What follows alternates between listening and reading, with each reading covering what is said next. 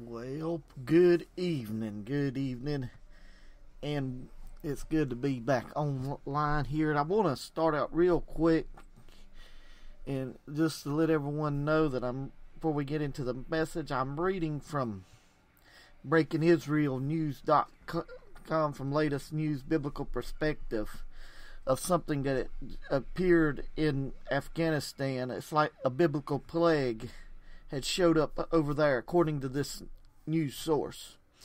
The one as in Exodus 9 and 24, so there was hail and fire flashing amidst the hail, very grievous, such as had been in all the land of Egypt since it's become a nation. It just seems like today over in Afghanistan, it's been reported this same plague, almost the seventh plague, as described in the Bible, as fire and hail mixed together, has miraculously appeared in the desert in Afghanistan. In fact, they've actually got a few videos on there where you can actually go and see this phenomenon, what is taking place right now over there. What's interesting is the timing. The timing is we're about a week away from the Passover, and it just begins to tell me we're seeing these things, and it tells us how close we are to the coming of the Lord. I just thought that would be interesting to pay attention to what is happening over there right now. I want to turn your attention to Acts 27 tonight. Acts 27. Good evening. Hope everybody got them a good dinner tonight. But let's begin to see something right here. But after long absence, Paul stood forth in the midst of them and said, Sirs, you have hearkened unto me, and have not loosed from Crete, and have to gain this harm and loss. And now I exhort you to be of good cheer, for there shall be no loss of any man's life among you, but of the ship. For there stood by me this night the angel of God, whose I am, and whom I serve, saying, Fear not, Paul, you must be brought before Caesar, and lo, God hath given you all them who sail with you. Wherefore, sirs, be of good cheer, for I believe God, that it shall be even as it was told unto me, howbeit we must cast upon a certain island. But when the 14th night was come, as we have driven up down in Ardea, between midnight, the shipmen deemed that they drew near to some country, and sounded and found it 20 fathoms. And when they had gone a little farther, they sounded again and found it 15 fathoms. Then, fearing lest we should have fallen upon rocks, they cast forth anchors out of the stern and wished for the day. And as the shipmen were about to flee out of the ship, when they had let down their boat into the sea under cover, as though they would have cast anchors out of the foreship, Paul said to the centurion and to the soldiers, Except these abide in the ship, you cannot be saved. I want to speak to you just a few minutes. I preached it tonight here at the church in the midst of it all. The background of this story pretty much was Paul was heading to Rome to appear before Caesar. Upon that, traveling this little boat, wasn't no ship like made of the material we are today, probably just a wooden boat. They were caught into a storm, a Euroclydon, nothing more than simply like a hurricane, if it's not a hurricane itself. That storm would beat upon that wooden boat. Verse 20 declares, it says they hadn't seen the sun nor the stars in many days, and appeared, and it seemed like all hope was lost. And I begin to think, don't sometimes it seem like your life goes like that? It seems like you've not had a good day in so many days. It seems like the rain keeps pouring, the storm, the thunder keeps clapping, and the lightning keeps flashing, and it seems like nothing's ever going to change. It seems like better days are behind you. I want to come by to tell you, better days are before you. The sun will shine again. The stars will come out again. There will be daylight at the end of the storm. But through the storm, we can understand there is a light that is still shining. Though many times people may try to neglect him, many may try to cast him down, but there's a lighthouse that still shines. There's a lighthouse that's still shining in this old dark world that we are living right now. That lighthouse is Jesus Christ. Sometimes you wonder if sometimes it seems like it pours and it pours and it rains and it rains and it just piles up. You know, I imagine it would have been like that on this ship. For days on that little boat they were on, that wooden boat. That storm was driving, that wind was furious, and that howl of that wind, it didn't seem good. And it seemed like all hope was lost. I want you to know, when it seems like that, we can remember some things in the midst of the storm. In the midst of the storm, we remember, first of all, we cannot fear anything. Verse 24 right here simply saying, "Fear not, Paul. Fear not, Paul, you must be brought before Caesar. And lo, God has given you all them who sail with you." I don't want to look at that fear. Fear is probably the biggest battle one will ever face in the midst of the storm. Fear will play into your mindset. It will play into your head. Fear begins to put pictures of things there that ain't even there. And man will begin to assume the worst is about ready to happen.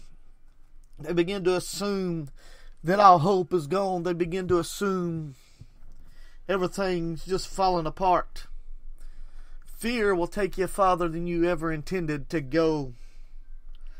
Fear is something we should not fear in the midst of it. Fear is a facing events that appear real. The devil will like to try to put in there that you're going under, but I got news for you tonight. You're not going under. Fear comes from that doctor's report that gives you a report that don't sound good. Fear comes from that boss man calling you into his office. Fear comes from those things when it seems like bad news is around. But I want you to know tonight, understand, most people battle that fear is something that is not there yet. Most of the time it does not play out the way the mind would have it to play out. That's the same way in our life. Many times we get these news and we think it's going to turn out like that. That's nothing more than the devil trying to put fear into you. The enemy trying to result fear. I've got news for you tonight. You don't have to fear. You don't have to fear tonight. Why don't you have to fear tonight?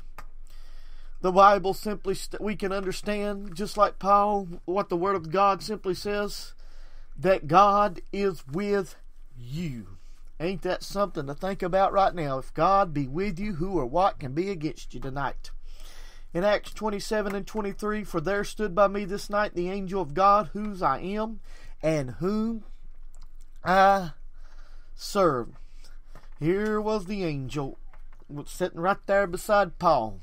I think about Psalms 34 and 7, where it says, "The angel of the Lord encampeth round about them that fear them, and delivereth them." Right there, we know that God has appointed His angels to protect and to rescue His saints from spiritual and physical harm.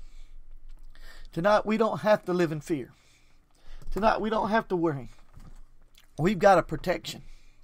God Himself has placed His angels around His vessels.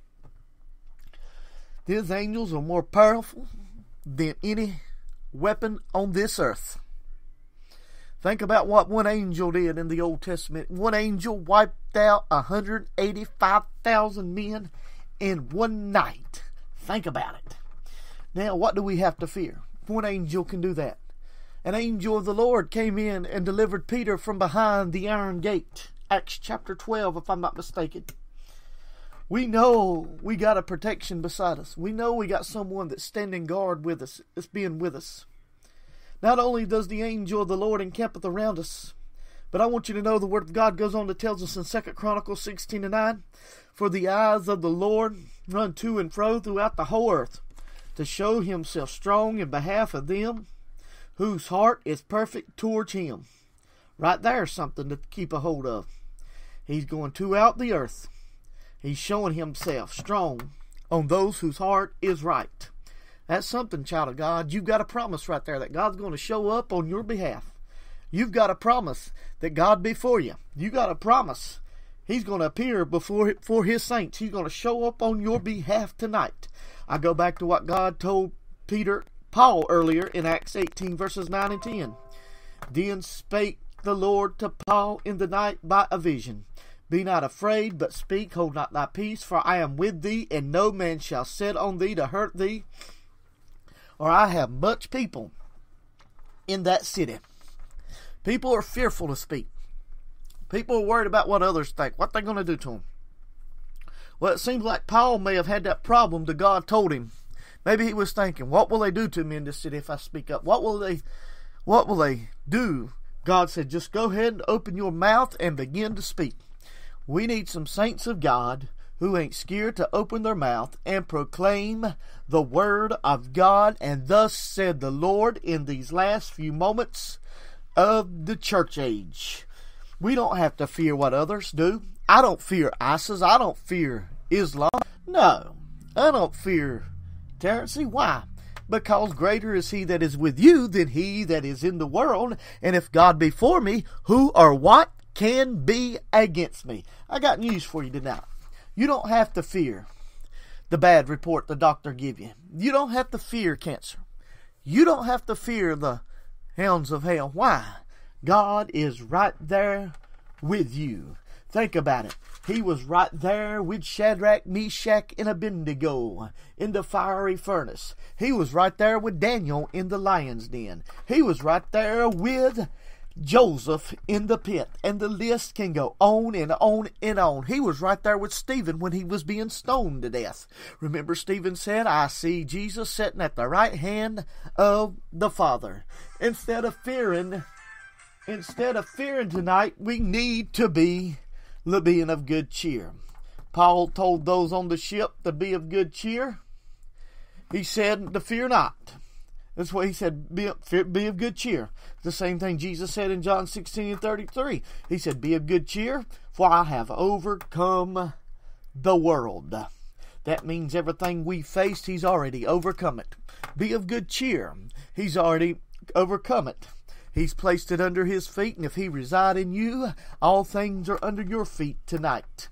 We got to understand that we are going to make it through. Why can we be a good cheer? Because we've got one that is beside of us, who will walk with us through the valley of the shadow of death. We've got one who is right there, who will not leave us. We've got one who has the answer for all of life's problems. And we've got a hope. We've got a living hope. We don't have a dead hope. We don't have a false hope like the world has. We've got a living hope.